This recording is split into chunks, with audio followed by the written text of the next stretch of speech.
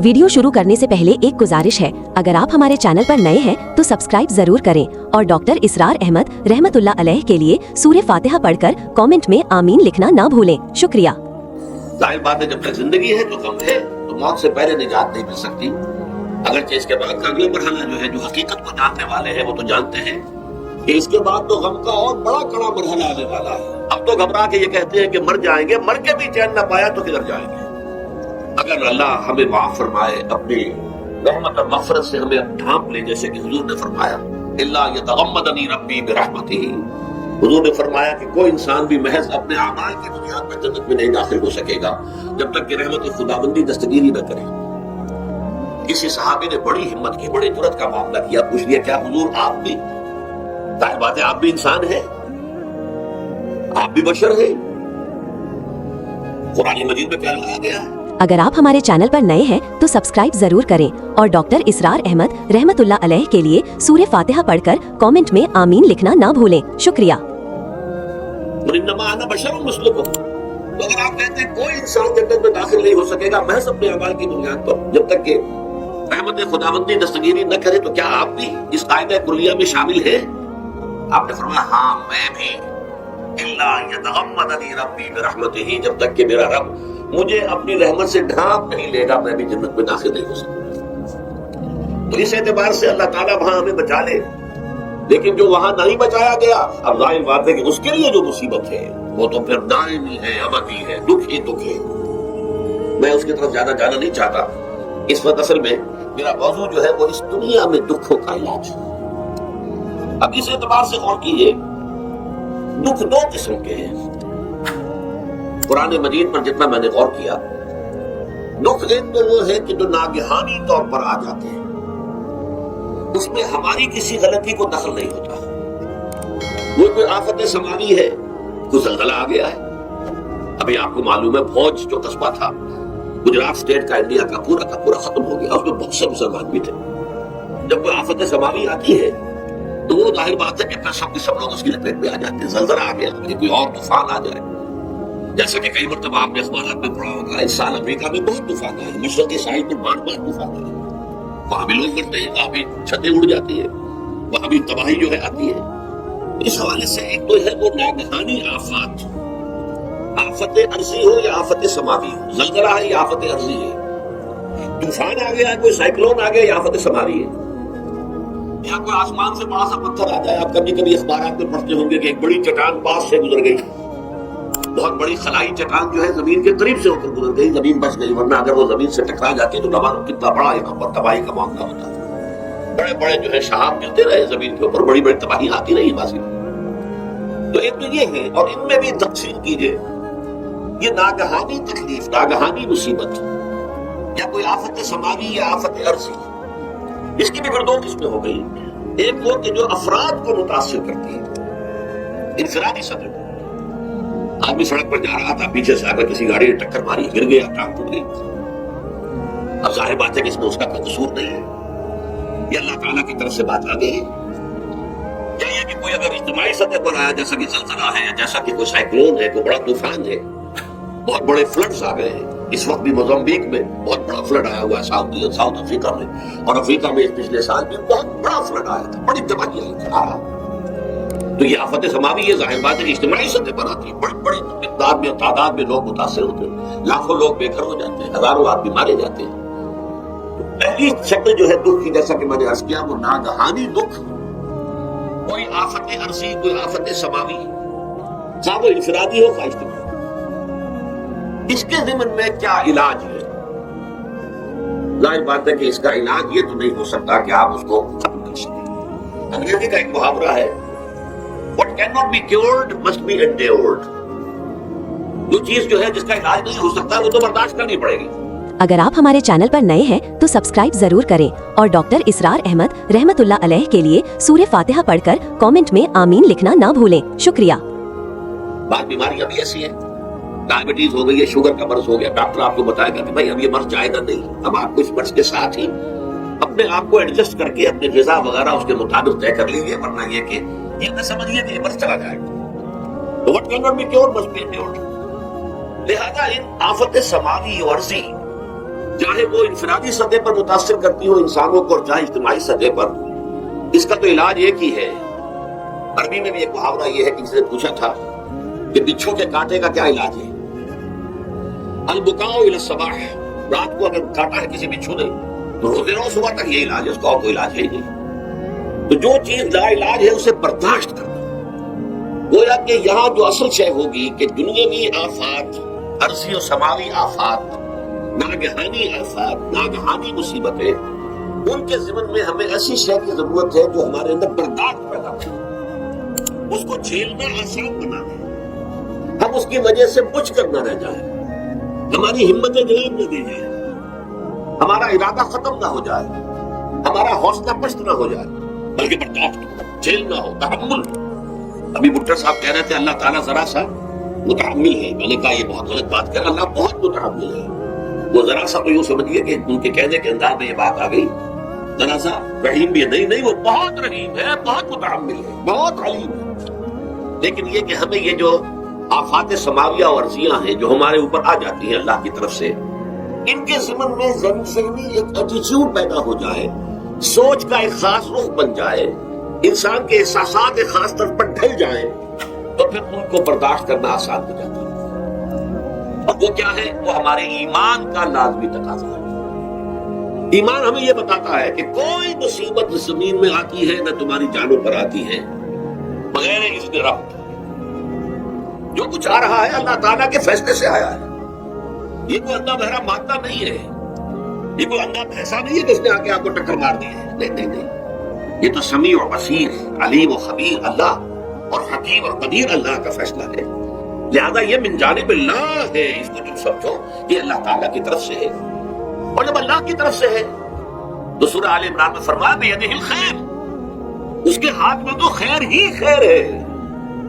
यानी बज़ाहिर तुम्हें महसूस होता भी हो कि ये मेरे लिए तकलीफ की बात आ गई है, तो इसको यूं समझो कि इसका नतीजा जो मेरे हक में निकलेगा वो खैर होगा। फौरी तौर पर तो तकलीफ है, मुझे अच्छी नहीं लग रही, नागवार है, लेकिन नतीजा इसका खैर निकलेगा। जैसे बच्चा बीमार है, माँ उसे दवा पीने पर मजबूर कर, नहीं कर रही दवा है, वो तो समझता है मुझ पर बड़ा असर हो रहा है, या आप लेकर उसे डॉक्टर की हड्डी का लगवाया है, वो तो चीख रहा है, रो रहा है, लेकिन आपको मालूम है, काश उसे भी मालूम हो जाए कि मेरे खैर के लिए, मेरे भले के लिए, अगर उसे ये मालूम और महसूस हो जाए तो उसकी तकलीफ उसके अंदर बहुत कमी आ जाएगी, वो सहार लेगा उसको, वो बर्दाश्त करेगा। इस हवाले से इसका जो हमारे दीन में इसका नाम है, इस ज़हनी कैफियत का, इन एहसासात का, उसे अब कहते हैं तस्लीम और रज़ा। जो कुछ आ रहा है अल्लाह की तरफ से आ रहा है, लिहाजा सरे तस्लीम खम है, अल्लाह हम कबूल करते हैं। रज़ा, हर हाल में तेरी रज़ा पर राजी है, जो तेरा फैसला है हमें बसर व चश्म कबूल है। तस्लीम और रज़ा, हम भी तस्लीम की खूब डालेंगे, बेनियाजी तेरी आदत ही सही। अल्लाह तो बेनियाज है, लेकिन अल्लाह तो हमारे लिए जो भी तकलीफ का तूने फैसला किया, हम तस्लीम की खूब डालेंगे, आदत पैदा कर लेंगे अपने अंदर। ये हर साथी ये मारे कहने अल्ताफस्त, ये मेरा साथी मेरे प्याले में जो कुछ डाल दे उसका लुत्फ करोगे। अगर आप हमारे चैनल पर नए हैं तो सब्सक्राइब जरूर करें और डॉक्टर इसरार अहमद रहमतुल्लाह अलैह के लिए सूरह फातिहा पढ़कर कमेंट में आमीन लिखना ना भूलें। शुक्रिया। ये मकाम रज़ा है, ये ईमान का एक ऐसा तकाजा है कि जिसको हम कहेंगे ईमान की हलावत, ईमान की मिठास। अगर आपका मुंह कड़वा हो जाए तो आप चीनी खाते हैं ताकि मुंह का जायका ठीक हो जाए। अगर तकलीफ की वजह से, दुख की वजह से आपके एहसासात के अंदर तो खराबी पैदा हो रही है, ये जो मकाम रज़ा है, ये उसके लिए कंद है, ये उसके लिए चीनी है, ये उसके लिए शहद है, ये उसकी तलखी को जायका देने वाली शी है कि अल्लाह तेरी रज़ा पर राज़ी ब रज़ाए रब। अब इसके ज़मन में समझिए, ये तो उसूली बात मैंने आपको बता दी। इसकी तीन कैफियत हो सकती हैं, क्यों अल्लाह की तरफ से ये चीजें आती हैं। सबसे पहली शय है, अब वो जो आयत मैंने सुनाई थी वो सुन लीजिए पहले तर्जुमा। सूरह तगाबुन में फरमाया मा साब मिन मुसीबतिन इल्ला बिइज़्निल्लाह। देखो कोई मुसीबत तुम पर नहीं आ सकती, नहीं आती मगर अल्लाह के इज़्न से। वमन युमिन बिल्लाह, और जो शख्स अल्लाह पर ईमान रखता हो, यहदी क़ल्बा, अल्लाह उसके दिल को हिदायत दे देता है, उसके दिल को सुकून अता कर देता है, वो राज़ी ब रज़ाए रब हो जाता है। उसमें शिकवा नहीं रहता, उसमें शिकायत नहीं होती, उसमें तलखी नहीं होती, क्यों हो गया, कैसे हो गया, क्यों हो गया, नहीं होना चाहिए, नहीं नहीं नहीं। یہ سارا جو پیچ آدمی کھاتا رہتا ہے نا اندر ہی اندر، وہ جو پیچ کھا رہا ہے یہ سب پیچ سے نجات نہیں ہے۔ برو کشید سے پیچا کے ہستمود بنا، کہ اقدہا کے مقام رضا کشود بنا۔ یہ پیچ کھانا جو ہے پیچا کے ہستمود، اس سے اللہ تعالیٰ نے مجھے نجات دے دی ہے مقام رضا کے ذریعے سے۔ کتنے بڑے بڑے عقدے میرے حل ہو گئے اس مقام رضا سے، جو اقدہا کے مقام رضا کشود میرے تو بہت سے عقدے اس سے حل ہو گئے۔ اس حوالے سے ایک موٹی بات تو یہ ہو گئی، لیکن اب اس کو 3 حصوں میں تقسیم کیجیے۔ پہلی بات یہ کہ یہ اللہ کی طرف سے آزمائش کے طور پر آتی ہے۔ آزمائش، میرا بندہ اس پر صبر کرتا ہے یا نہیں۔ اگر آپ ہمارے چینل پر نئے ہیں تو سبسکرائب ضرور کریں اور ڈاکٹر اسرار احمد رحمت اللہ علیہ کے لیے سورہ فاتحہ پڑھ کر کامنٹ میں آمین لکھنا نہ بھولیں۔ شکریہ۔ کیا میرے خلاف بکواس کرنے پر آمادہ ہو جاتا ہے؟ اللہ تو ایسا ہے، اللہ نے تو ہمت بھی کبھی کرم کیا ہی نہیں ہے، اللہ تو ظالم، معاذ اللہ معاذ اللہ معاذ اللہ۔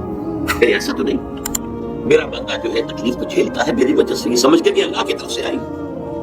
یہ صبر جو ہے یہ بہت بڑی کامیابی ہے اگر انسان کو حاصل ہو جائے، اور اس صبر کے نتیجے میں 2 اور باتیں پیدا ہوتی ہیں۔ یہ مضامین علیحدہ علیحدہ دروس کے اندر آتے رہے ہیں، لیکن آج ایک نئے عنوان کے تحت جمع ہو کر آ رہے ہیں۔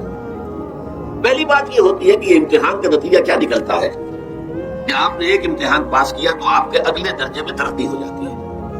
5ویں کا امتحان پاس کر لیا تو 6ٹھی میں جائیں گے، اب 6ٹھی کا امتحان پاس کریں گے تو 7ویں میں جائیں گے، 7ویں کا پاس کریں گے تو 8ویں میں۔ درجہ بدرجہ انسان کی دینی، ایمانی اور روحانی ترقی کا ذریعہ یہ آزمائش بنتی ہے۔ جتنا اس میں صبر ہوگا، جتنا اس میں تسلیم و رضا جو ہے آپ حاصل کرتے جائیں گے تو آپ کے درجے بلند ہوتے چلے جائیں گے۔ آپ کا امتحان کڑے سے کڑا آئے گا، بڑے سے بڑا آئے گا، مشکل سے مشکل تر آئے گا۔ ایک وقت میں ایم اے کا امتحان بھی آپ کو دینا ہوگا، ایک وقت ہو سکتا ہے پی ایچ ڈی کے لیے تھیسس آپ لکھیں، پھر اس کے اوپر جو ہے ٹیم بیٹھی ہوئی اور آپ سے وہ بحث کرے، جرا کرے آپ سے، وہ بھی کرنا ہوگا۔ لیکن یہ کہ اگر پرائمری ہی میں فیل ہو گئے تو اس کے سوال ہی پیدا نہیں ہوتا کہ کبھی آپ ایم اے کا یا پی ایچ ڈی کا تھیسس بھی لکھیں۔ اور اسی کو دوسرے انداز میں کہا گیا ہے قرآن مجید میں، وَلِيُبْلِيَ الْمُؤْمِنِينَ مِنْهُ بَلَاءً حَسَنًا۔ اصل میں ابلا کہتے ہیں، بلا یبلو جو ہے عربی زبان میں آتا ہے آزمانا۔ خلق الموت والحیات لیبلوکم ایکم احسن عملا، یہی معنی ابتلا کے میں، ابتلا یبتلی آزمانا۔ ابلا یبلی جو آتا ہے باب افعال سے، اس میں آتا ہے کسی کو کسی تکلیف میں ڈال کر اس کو نکھارنا، کہ اس کا جوہر نکھر جائے، اس کے اندر جو خیر ہے وہ اور چمک جائے، لوگوں کو بھی معلوم ہو جائے کہ یہ شخص اس مقام کا اہل ہے، اس کے اندر یہ صلاحیت ہے، اس میں یہ قوت موجود ہے۔ تو یہ گویا کہ اہل ایمان کی صلاحیتوں کو نکھارنے کے لیے اور ان کے درجات کی ترقی کے لیے بھی اللہ تعالیٰ دنیا کے اندر یہ مصیبتیں اور امتحانات جو ہیں آزمائش کے حوالے سے افراد پر بھی اجتماعی طور پر بھی لاتا ہے۔ اور ایک اس کا اور بھی ہے، اہل ایمان پر اس طرح کے ابتلا و آزمائش کی ایک نوعیت اور بھی ہے، اور وہ یہ ہے کہ جو بھی آپ سے غیر ارادی طور پر یا یہ کہ آپ نے کوئی گناہ ارادی طور پر بھی کر لیا، اللہ تعالیٰ اس کی سزا اسی دنیا میں دے کر آخرت کی سزا سے محفوظ کر دیتا ہے۔ گویا کہ اس سے بڑا خیر کیا ہوگا؟ یہاں کی سزا کیا ہے؟ جھیل لی آپ نے، بخار آ گیا، ٹانگ ٹوٹ گئی، چلیے 3 مہینے آپ بستر پر پڑے رہے نا، اور کیا ہوا؟ کچھ نہیں۔ لیکن یہ کہ آخرت کی سزا ملتی ہے بہت عظیم ہوتی ہے، لہذا کفارہ بناتا ہے اللہ تعالیٰ۔ جو بھی گناہ ہو گئے، غلطیاں ہو گئی ہیں، ان کا کفارہ اللہ تعالیٰ بندہ مومن کے لیے، حضور کی ایک حدیث ہے، اس کا مطلب مجھے اس وقت یاد نہیں ہے، کہ مومن کا معاملہ عجیب ہے، اسے کوئی تکلیف پہنچتی ہے صبر کرتا ہے، وہ اس کے گناہوں کا کفارہ بن جاتا ہے، اور اگر کوئی خوبی ملتی ہے تو اللہ تعالیٰ کا شکر ادا کرتا ہے، اس کے درجات بلند ہو جاتے ہیں۔ تو یہ معاملہ جو ہے اللہ تعالیٰ کی طرف سے بندہ مومن کے حق میں خیر، کہ در حقیقت اس کے ان گناہوں کی پاداش کہ جو اس نے یہاں کر لیے ہیں، یہی دنیا میں دے کر دھو دیا جائے، پاک کر دیا جائے۔ جیسے آپ کو معلوم ہے دھوبی جو ہے کپڑے کو بھٹی میں چڑھاتا ہے، گرم پانی میں ڈالتا ہے کہ ڈالتا ہے تاکہ اس کا میل نکلے، اس کے آگے پٹکتا بھی ہے ذرا اس کو تاکہ وہ میل اچھی طرح چھٹ جائے اس سے۔ اسی طرح اگر دنیا میں ہمارے محل چھٹ جائیں، دنیا میں اگر ہمارے گناہ دھل جائیں تو یہ بڑے نفع کا سودا ہے، بڑے نفع کا سودا ہے، بڑے نفع کا سودا ہے۔ اس اعتبار سے آپ غور کیجئے کہ اگر یہ حقائق ہمارے سامنے رہے تو کیا کوئی تکلیف دنیا کی ہمیں بھاری محسوس ہوگی؟ ہمیں تو بتایا یہ گیا ہے کہ عسیٰ ان تکرہوا شیئا وہو خیر لکم وعسیٰ ان تحبوا شیئا وہو شر لکم واللہ یعلم وانتم لا تعلمون۔ ہو سکتا ہے کہ تم کسی چیز کو ناپسند کرو، ذرا آنے کہ اسی میں تمہارے لیے خیر ہے، تمہیں نہیں پتا، اور ہو سکتا ہے تم کسی چیز کو پسند کرو، ذرا آنے کہ اس میں تمہارا شر ہے، لیکن تمہیں نہیں معلوم۔ اللہ یعلم وانتم لا تعلمون، اللہ جانتا ہے تم نہیں جانتے۔ اس حوالے سے زبردم بدو مایا خیشنا خدانی حساب کم و بیشنا، اے اللہ اس کو کہتے ہیں تفویض۔ یہ سورہ تغابن کے 10ویں تمام مضامین تفصیل سے آتے ہیں کہ ایمان کے جو باطنی ثمرات ہیں اس میں سب سے پہلے مقام رضا ہے، پھر تفویض ہے، توکل ہے۔ آپ محنت کر رہے ہیں محنت کر رہے ہیں محنت کر رہے ہیں، نتیجہ نہیں نکلا۔ ایک نتیجہ یہ نکلے ایک بچے نے بہت محنت کی، دن رات کام کیا، فیل ہو گیا امتحان، اب صدمے سے کمر ٹوٹ سکتی ہے اس کی، لیکن نہیں، ہو سکتا ہے کہ اللہ تعالیٰ نے کسی میں میرے لیے خیر رکھی ہے، اس لیے کہ ہماری محنت سے کچھ نہیں ہوگا، ہمارے مادی وسائل سے کچھ نہیں ہوگا، ہوگا اللہ کے اذن سے، اللہ کی مرضی سے، اللہ کی مشیت سے۔ یہ ہمارے لیے خاص طور پر اس اعتبار سے بہت اہم نکتہ ہے، ہم سب راہ حق کے مسافر ہیں، اپنے اپنے بس پڑتے محنت کر رہے ہیں، وقت بھی صرف کر رہے ہیں، مال بھی صرف کر رہے ہیں، محنت کر رہے ہیں، مشقت کر رہے ہیں، لیکن فرض کیجئے جیسا کہ ہے پھر واقع فرض کیا کیجئے، وہ تو واقع سامنے کی بات ہے، نتائج نکلتے نظر نہیں آ رہے، قدم نہیں بڑھ رہے، ہماری طرف لوگوں کا رجوع عام نہیں ہے، ٹھیک ہے، اس پر تکن بدل ہونے کی بات نہیں، یہ اللہ تعالیٰ کی مشیت میں ہوگا، جب وہ چاہے گا تب ہوگا، ہمارا کام یہ کہ اپنا فرض ادا کیے چلے گا بس، اور نتیجے سے بالکل ذہن کو اپنے منقطع کر لیں، ذہن کا کوئی تعلق آپ کے نتیجے کے ساتھ نہ رہے۔ یہ جب تک کیفیت ہماری نہیں ہوگی، اب اصلاح پر استقامت اور مدام اس پر محنت اور جد و جہد کرنا جو ہے وہ ہمارے ممکن نہیں رہے گا۔ اس کے لیے میں اگر آپ کے سامنے رکھوں معاملہ کہ حضور صلی اللہ علیہ وسلم کے جو پہلے 10 برس ہیں، جب سے آپ کو آغاز ہوا ہے وحی کا، اس کے بعد سے پہلے 10 برس دن رات کی محنت، شدید مشقت، یہاں تک کہ اللہ بھی روک رہا ہے نبی آپ اپنے آپ کو ہلاک کر لیں گے، اللہ کا داخل نفس کا اللہ یکون مومنین، کہ آپ اپنے آپ کو صدمے میں ہلاک کر لیں گے، یہ بات نہیں لا رہے، اس قدر صدمہ، لیکن اس کے ساتھ یہ ہے کہ یہ نہیں ہے، یہ نتیجہ نہیں نکلنا ہے تو کام چھوڑ کے بیٹھ جاتے، نہیں معاذ اللہ معاذ اللہ، نتیجہ نہ نکلے تو حضرت نوح علیہ السلام کی عمر بھی اگر حضور کی ہوتی 950 برس میں حضور دعوت دیتے تھے، آپ کا کام تھا، آپ کا فرض تھا۔ حضرت نوح علیہ السلام بھی تو آخر اللہ کے بندے تھے، اللہ کے رسول تھے، 950 برس تک دعوت دی ہے، فَلَبِثَ فِيهِمْ أَلْفَ سَنَةٍ إِلَّا 50 عَامًا، یہ تو ہم مانتے ہی نا، اگر قرآن کے اندر نص قطعی صحیح الفاظ نہ ہوتے کہ 950 برس تک رہے، ورنہ یہ بات سمجھ سے بالا تر ہے عام طور پر، معلوم ہوتا ہے کہ اس دور میں ابھی عمریں زیادہ تھی۔ بہرحال جو میں نے عرض کیا تھا کہ دکھ جس سے انسان متاثر ہوتا ہے، اس کی ایک قسم وہ ہے کہ جو ہمارے ارادہ اور اختیار سے باہر ہے، اللہ کی مشیت سے، اللہ کے اذن سے، اللہ کی مرضی سے آتا، اس کے لیے ہمارا کام صرف برداشت ہے، جو شے بھی ہمیں برداشت کی صلاحیت ادا کر دے وہی اس کا علاج ہے۔ جیسے آپ کو معلوم ہے کہ بخار بہت تیز چڑھا ہوا ہے، اس کی دوا نہیں ہے اسپرین یا کوئی اور پیراسیٹامول، بخار کی شدت کو کم کر دے، وہ کوئی علاج نہیں ہے۔ علاج تو ہوگا اگر معلوم ہو کہ کون سے جراثیم ہے، کس کی وجہ سے ہے، اس کا صحیح اینٹی بایوٹک کون سا ہے، وہ دیا، وہ علاج ہوگا، یہ علاج نہیں ہے۔ لیکن اس کی شدت کی کمی اور اس کے اندر جو احساس ہے جھیل جانے کا، وہ انسان کے لیے آسان ہو جاتا۔ یہی مضمون آیا ہے سورہ حدید میں بھی، ما اصاب من مصیبت فی الارض ولا فی انفسکم، یہاں کھول دیا اس مضمون کو۔ میں نے عرض کیا تھا نا کہ یہ آفت سماوی بڑے پیمانے پر بھی ہو سکتی ہے، زمین میں یعنی زلزلہ آ گیا، فلڈ آ گیا، طوفان آ گیا، ولا فی انفسکم، خاص تمہاری جان میں، تمہیں بخار ہو گیا، تمہیں ٹی بی لگ گئی، تمہیں کوئی اور بیماری آ گئی، تمہیں کینسر ہو گیا، ہوتا ہے، آخر ہوتا ہے، دنیا میں انسانی زندگی کے ساتھ یہ ساری چیزیں لگی ہوئی ہیں۔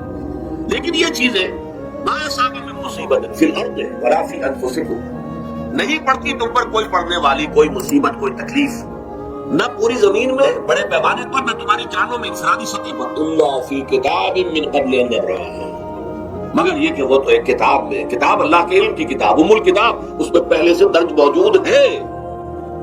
یہ الٹپ نہیں ہو گیا، یہ اچانک نہیں ہو گیا۔ آپ اچانک سمجھتے ہیں کہ اچھا میں تو جا رہا تھا، اچانک ٹرک نے آ کے مجھے دھکا مار دیا، اچانک کوئی شے یہاں نہیں ہوتی، اس کائنات میں پتہ تک نہیں ہلتا جب تک کہ اس نے رب نہ ہو، اچانک کا کیا سوال؟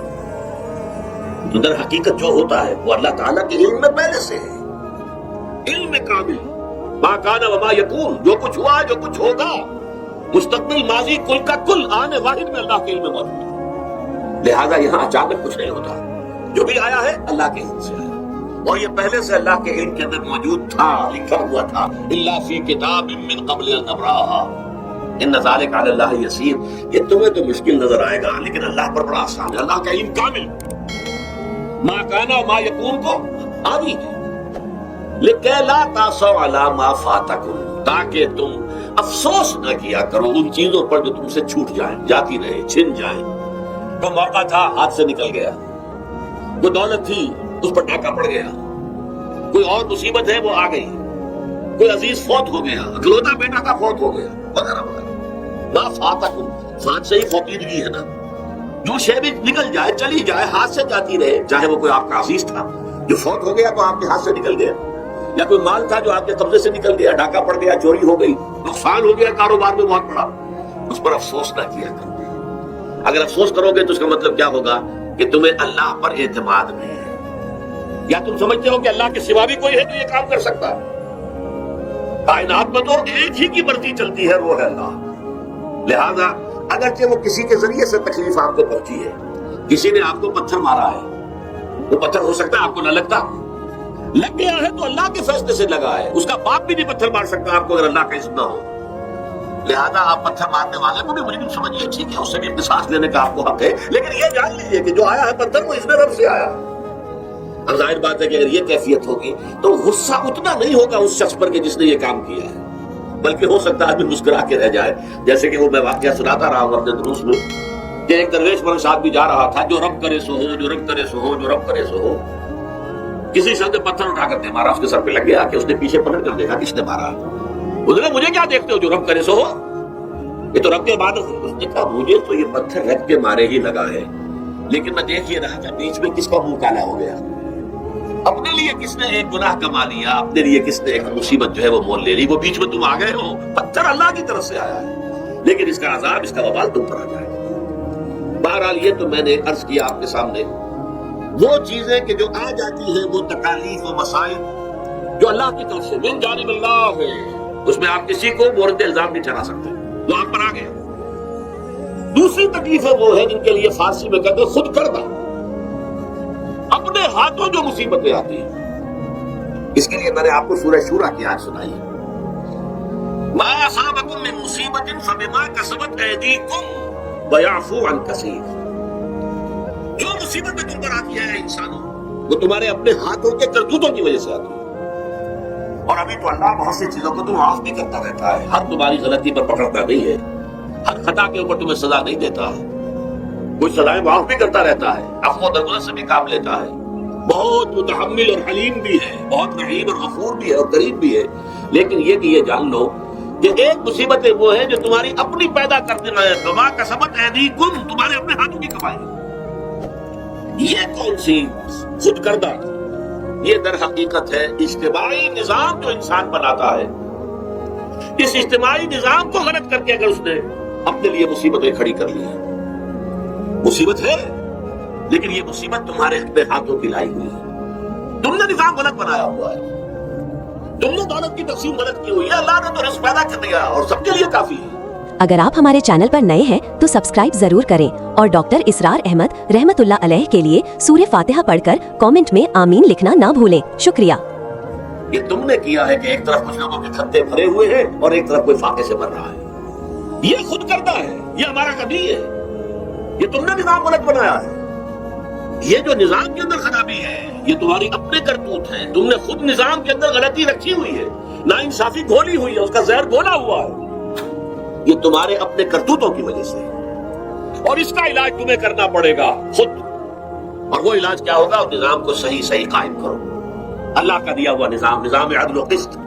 یہی وجہ ہے کہ سورہ حدید کی جو آخری آیت میں نے پڑھی تھی وہ کیا تھی؟ اللہ تعالیٰ فرماتا ہے کہ ہم نے تو اپنے رسولوں کو بھیجا اس لیے، کتابیں نازل اس لیے کی، لقد ارسلنا رسلنا بالبینات، ہم اپنے رسولوں کو بھیجتے رہے معجزوں کے ساتھ، واضح نشانیوں کے ساتھ، وانزلنا معهم الکتاب والمیزان، ان کے ساتھ ہم نے کتاب اتاری، میزان اتاری، یہ سارا کچھ ہم نے کس لیے کیا؟ لیقوم الناس بالقسط، تاکہ لوگ عدل پر قائم۔ اب اگر تم نے اس عادل کے نظام کو چھوڑ کر اللہ کے دیے ہوئے نظام کو تلف کر تم نے خود اپنا نظام بنا لیا، تو ظاہر بات ہے سرمایہ دار جب نظام بنائے گا تو وہ مزدور کے بارے میں نہیں سوچ سکتا، اسے تو اپنی مصلحتیں نظر آئیں گی، اس کے سامنے تو اپنا نفع ہوگا، جتنا زیادہ سے زیادہ نفع کما لوں، جتنا ہی مزدوروں کا خون نچوڑ سکوں نچوڑ لوں۔ زمیندار نظام بنائے گا تو وہ بیچارے کاشتکار گزارے ہاری اس کی مصلحت نہیں دیکھ سکتا۔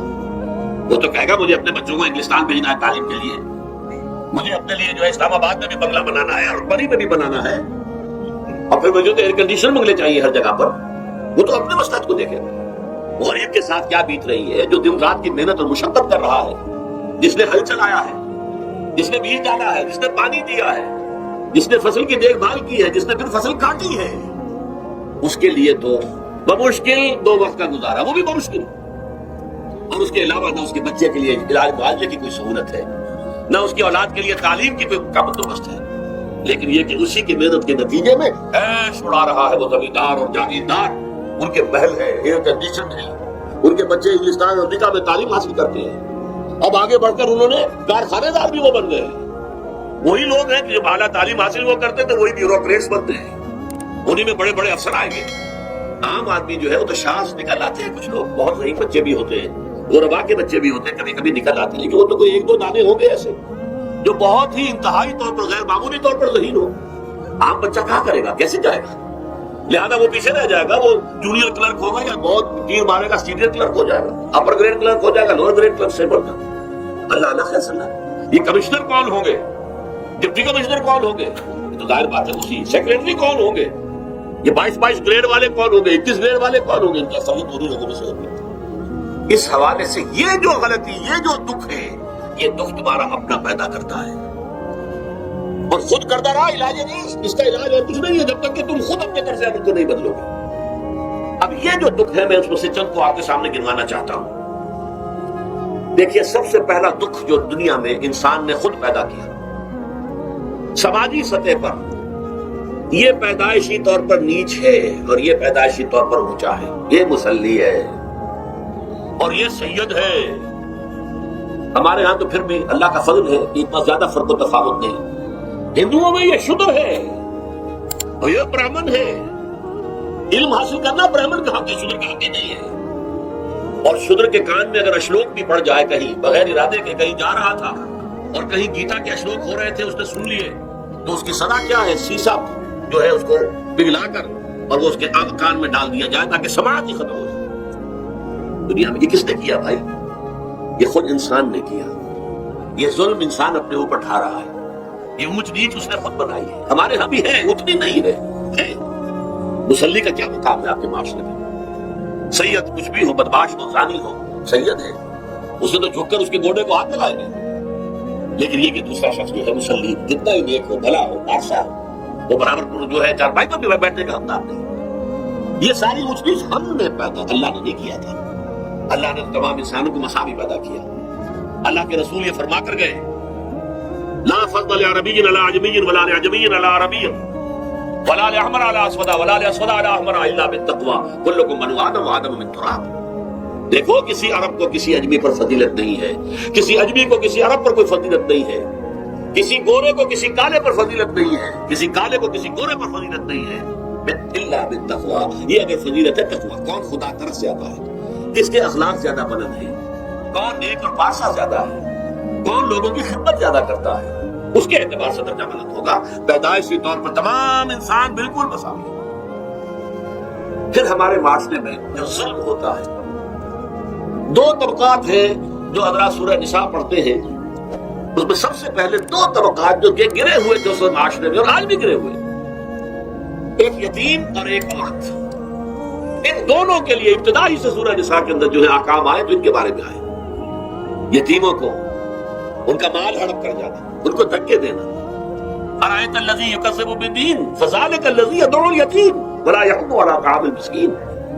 تم نے کبھی غور کیا اس شخص پر جو کہ جزا و سزا کا منکر ہے؟ وہی ہے کہ جو یتیم کو دھکے دیتا ہے۔ یتیموں پر ظلم ہوتا ہے، وہ آپ کے معاشرے میں پستے ہیں، پٹتے ہیں، ان کا کوئی غانی وارث نہیں، ان کی طرف سے کوئی پوچھنے والا نہیں، کوئی بولنے والا نہیں۔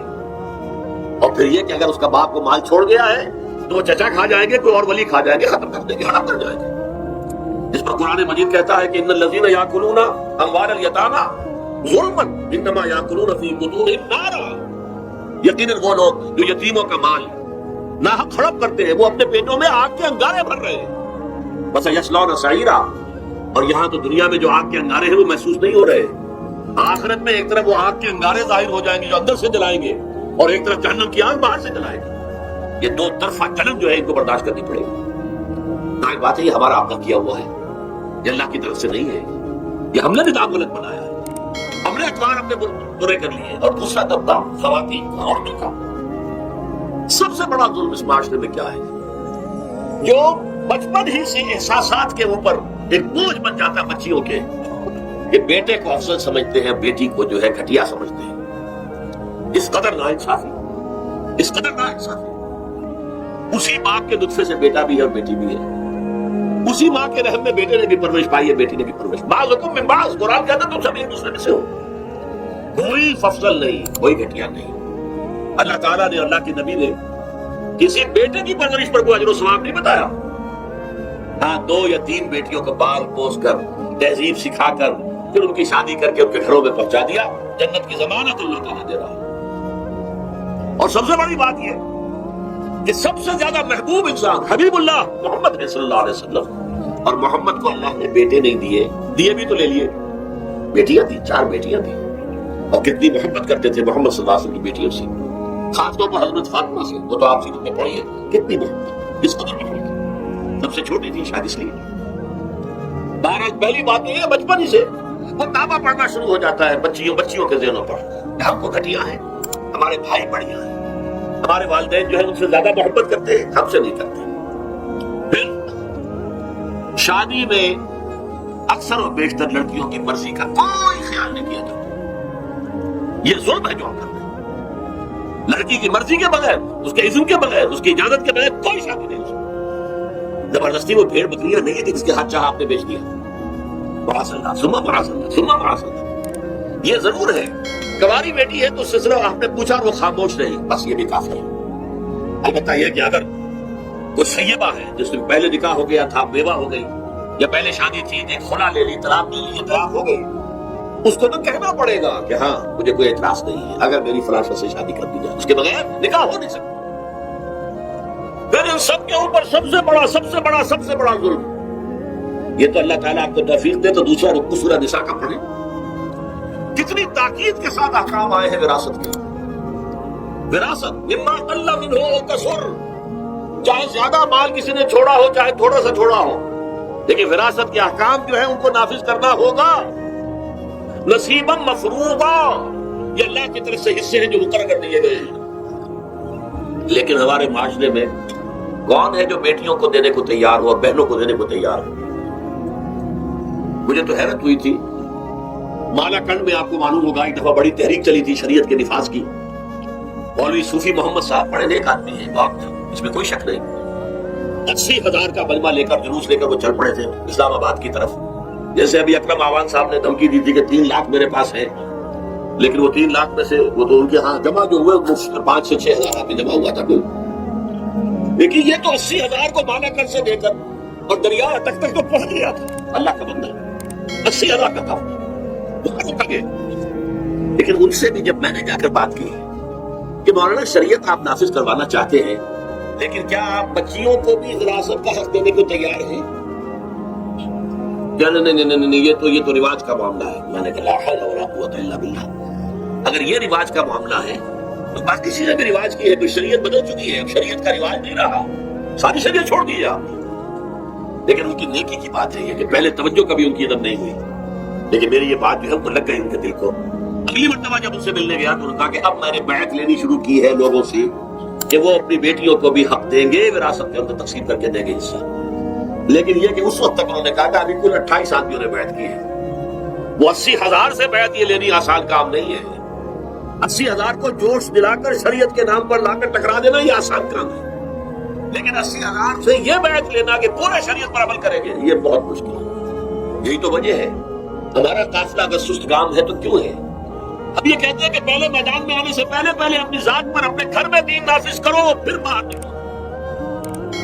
अपनी माश और अपनी माशरत पर इस्लामी शरीयत नाफिज करो, फिर बाहर आकर इस्लाम का नारा लगाने का तुम्हें हक पहुंचता है, वरना नहीं।